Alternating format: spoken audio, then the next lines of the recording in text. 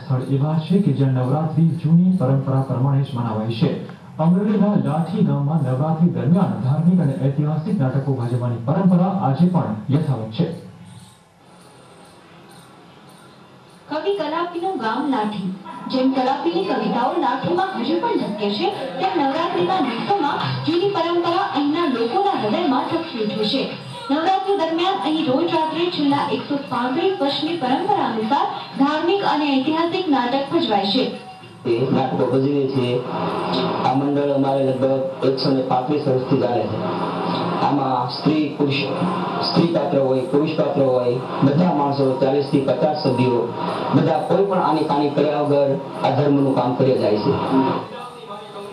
મજૂરી કરીને જીવનનું ગાળું ગવડાવતા નાટકના કલાકારો નાટકના ખેલના પૈસા કબૂતરને ચણ, ગાયને ઘાસચારો અને રામરોટી પાછળ વ્યય કરે છે, જેથી લોકોનો પણ તેમને બહોળો પ્રતિસાદ મળી રહે છે।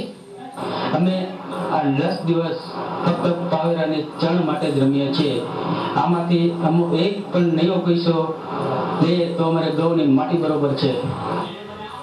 એક તરફ ડિસ્કો દાંડિયાની ધમાલમાં નવરાત્રીનું વ્યાપારીકરણ થઈ ગયું છે, ત્યારે હજુ પણ ક્યાંક આપણી પરંપરા જીવંત છે આવા નાનકડા ગામોમાં। ઝી ગુજરાતી સમાચાર માટે લાઠીથી હનીફ ખોખર સાથે માર્ગી ઓઝા।